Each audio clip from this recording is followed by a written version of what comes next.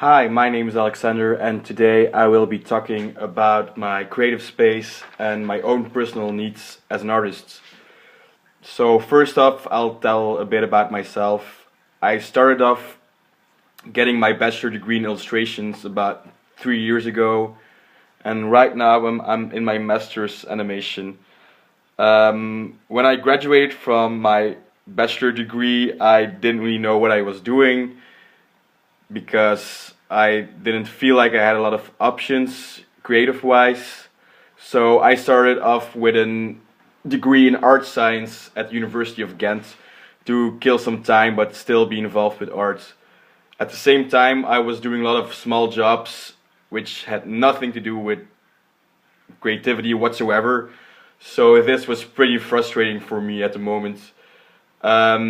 And I wasn't really coming out with a lot of creative stuff, and I really had the feeling this needed to change because I did have had creativity in me and I knew I had potential, but it wasn't really going anywhere. So I started off with stickers as a starting point for my own personal stuff. Um, which was pretty important for me was to have like a personal tag which I could use throughout the whole city. I didn't have a lot of experience with graffiti, so stickers were a pretty good medium for me to start off with. So what I really like about street art is how you wrap up your own city and make it look a bit more cooler and just brighten up the place.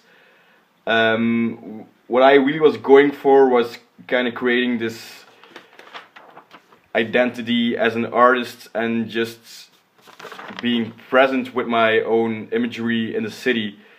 Um, so the interactivity between stickers and the people of my city was kind of the key element to it, which was what was pretty important for me was how do I make people notice my stickers, because the problem is with stickers, they're not that big most of the time, so I kind of started experimenting with form and color just to see how I can get a maximum impact out of an image and how I get people to notice my stickers.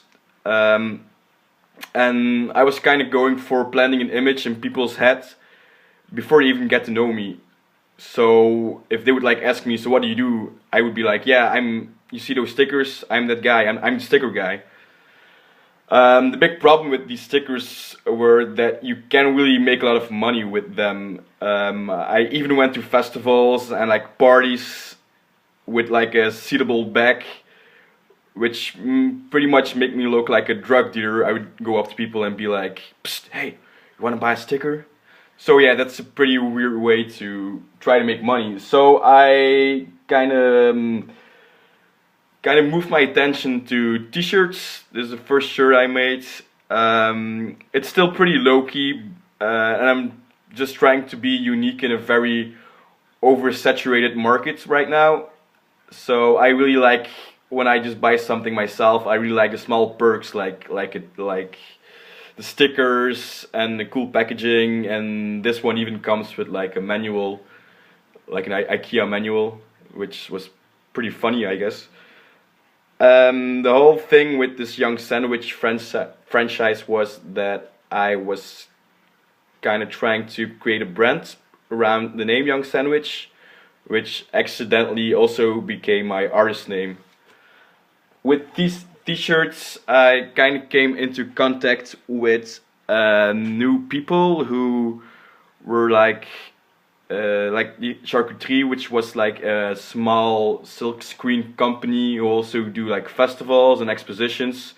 So this was a cool way for me to start exposing with my own work. Like on the left side, you can see a poster I made for those guys.